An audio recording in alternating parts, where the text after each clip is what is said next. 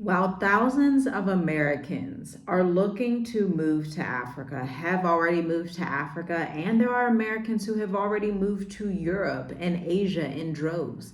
While all of this is happening, guess who just came into the country? Just guess who just came into town?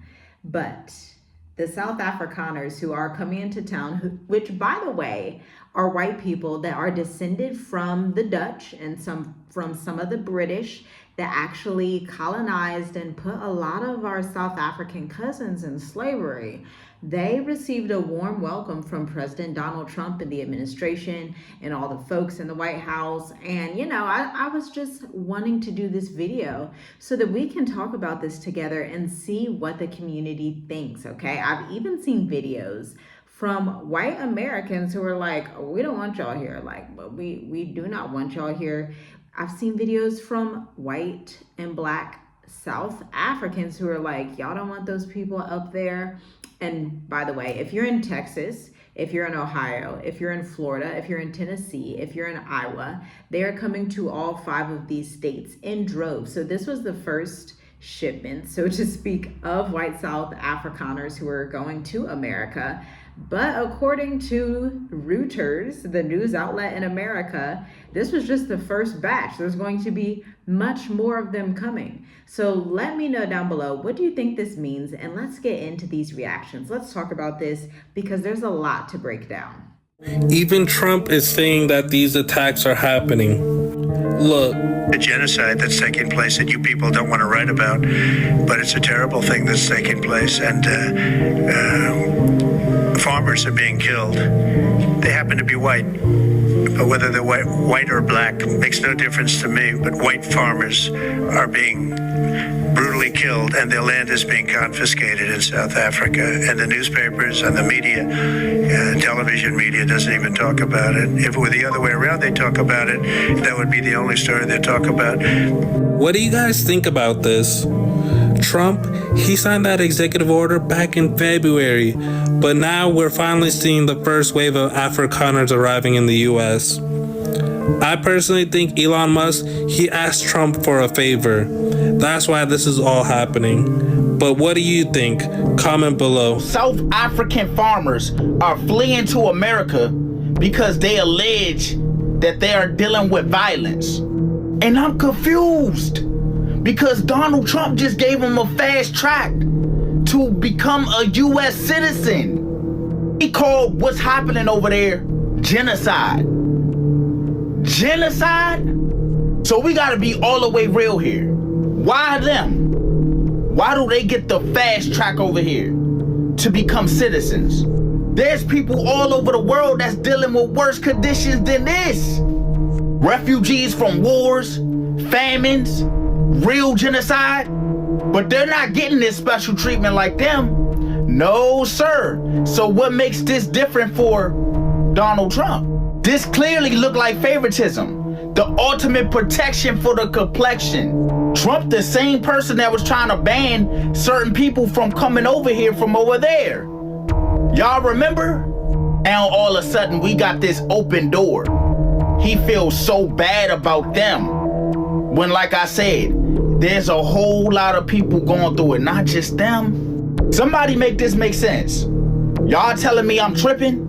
It's so unfortunate that the U.S. is seen as a way to preserve colonial wealth. I think that's what this comes down to. Obviously, these people feel the tension of South African indigenous black folks that are going to be able to get their land back, are going to be able to get all of their wealth and riches back, because at the end of the day, the 75% of land and real estate that is owned by white South Africans that are descendants of colonizers, at the end of the day, that land that is owned by them, 75% owned to just, I think they're like 2% of the population, if not like smaller than that. Let's look it up real quick. We're gonna look it up real quick.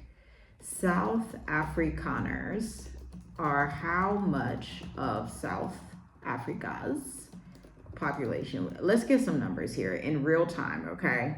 Percentage wise, okay? You're not giving me the percentages I want. Hold on. You see 63 million. What percentage? 7%. So less than blacks in America. 7%. Okay. 7%. But, these people, they've been going through a difficult time. They feel like they can't have their farmland, they can't have their livelihoods. But I think, and any, indigenous South Africans, let me know if I'm right.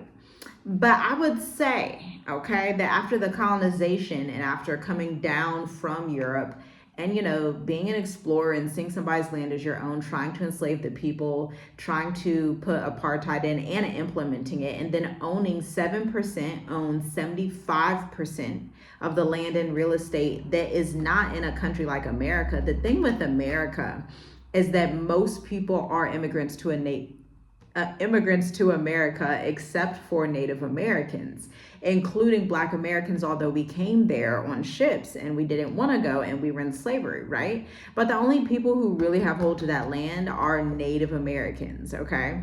And so South Africa is much different. That's South African, like indigenous Black African, South African land, okay? Those are two totally separate ideas of like this colonization where you're occupying someone else's territory.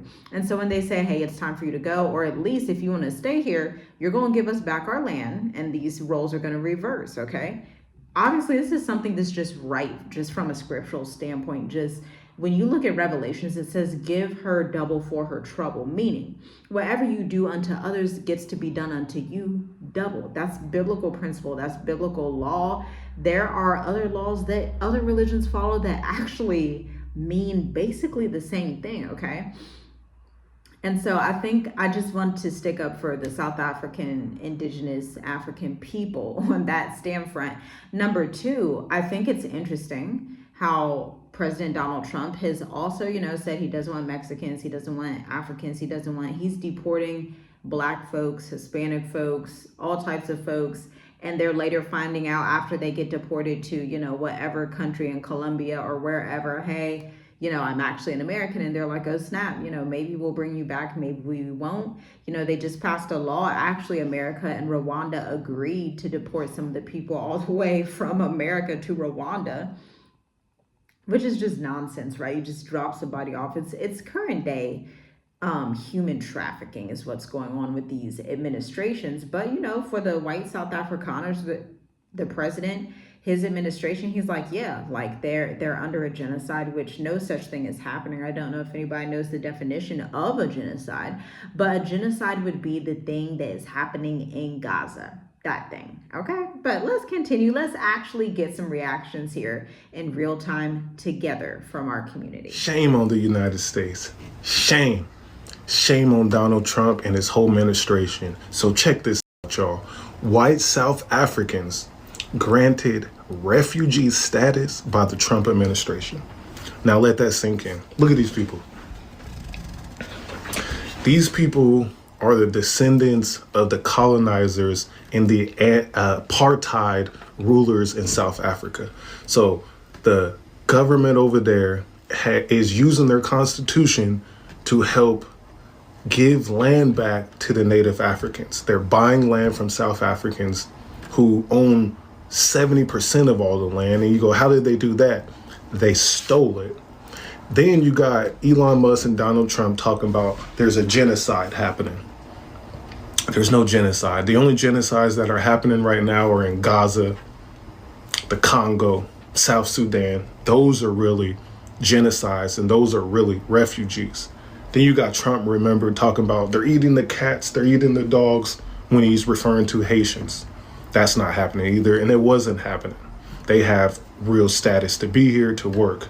But these guys, these Afrikaners, these poor farmers, they just, for whatever reason, can't make money in South Africa.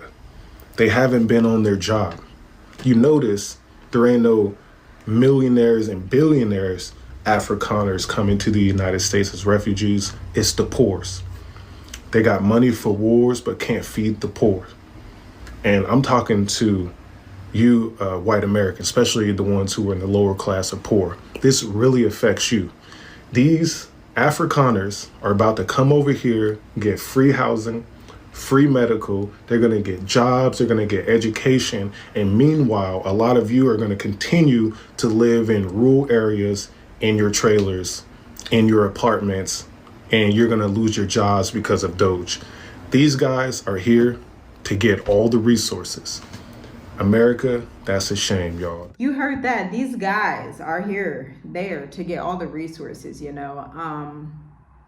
I'm at a loss for words, to be honest, because I don't think any of us thought that 2025 would look like this. Now, you know, I've heard different messages and things come out like 2025 is going to be like a crazy year, but I don't think anybody really saw this coming down the pipeline. It's like you just kicked out all of like the black and brown people that you could deport as many as possible. A lot of Black Americans were happy about that, unfortunately.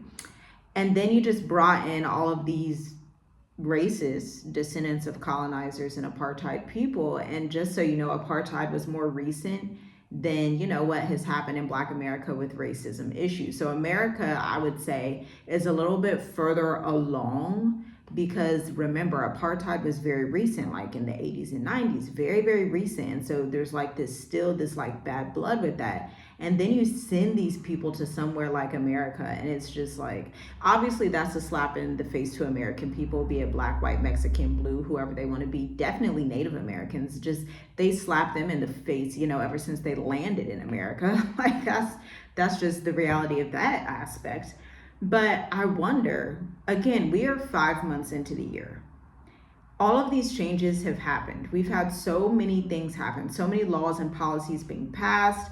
And, you know, Trump has recently, you know, received this new aircraft from Qatar. And he's like, oh, I want our aircrafts to be like this, like the Royal House of Qatar in the Middle East. And, you know, there's just so much that's going on. And I wonder, what does America realistically look like in the next 6 to 9 months? Like, I think in long-term timelines, okay? And so I think, okay, what does this look like for the American people? Black, white, anything in between, Asian American, like, what does this look like for those people? Because again, this is not the first batch of people that's coming in. There's going to be another batch of people. Meanwhile, months ago, Trump said, you know, he's going to put the U.S. passport at $5 million. Clearly, these are not people that can afford to pay $5 million. Like he said, they're not bringing in people that even, to me, look that skilled. I could be wrong, but to me, they don't really look that skilled. They look like your average, and I don't want to say it like this, but they look like your average, like, person that you would find out in the country in America. And those people, you know, they may be decent at farming, but they're not really that well skilled at other things other than that. And so I just wonder, like, why? Like, what's the point of that? But these are your new American people, you know. I'm sure they're going to fast track also their citizenship because they brought them over. They're refugees, right? But the thing is, when they say refugee, what they mean is white refugee, okay? Like, they don't want no Ethiopian refugee. They don't want no Somalian refugee no more. They don't want any Congolese refugee. They don't want any Palestinian refugees for sure. Because, you know, in America, it's different than South Africa. In America, you have one drop of black blood. They're like, you're black, black, black. They're looking at you sideways, okay?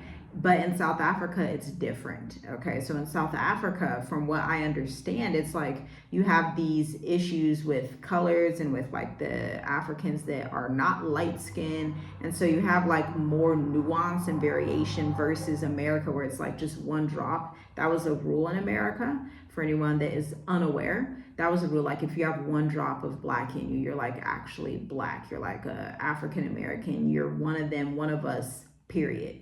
And so it's just what it reminds me of. And I've said this before over the last few months, but I haven't said it in a while. I'm telling you that what this reminds me of, again, I grew up in a Jewish neighborhood. And so they taught a lot on World War I and II.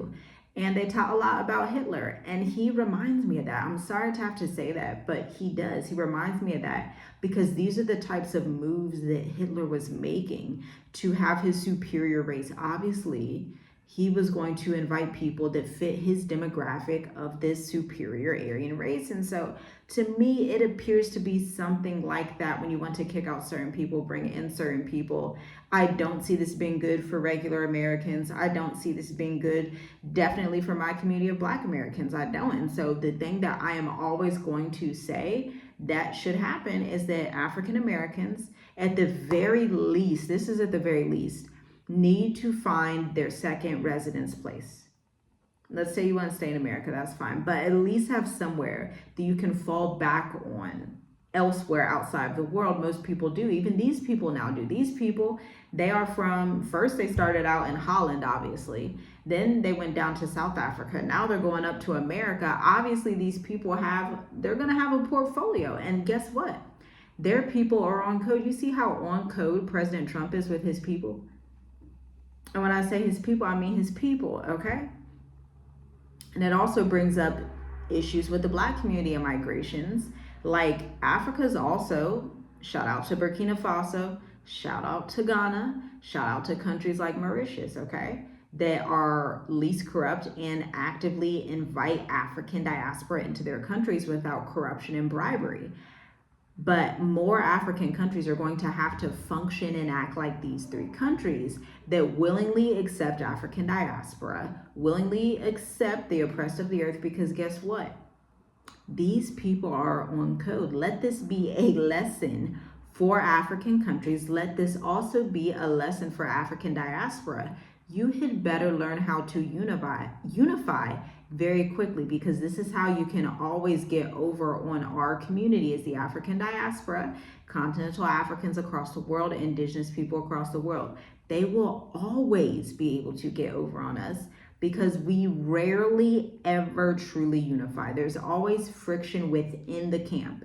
And so if there's just a little leaven's the whole lump, a little friction in the camp, somebody else can get in and penetrate and mess everything up from the outside. They don't even have to step in all like that when you got somebody that's a traitor that's willing to turn their backs on their people. So let this be a lesson. Let these be discerning times. But I want to know what you think down below. This is a community channel. I want to engage in conversation with you. I've told you what I think. Let me know your thoughts down below. Shalom, shalom. I'll see you in the next video.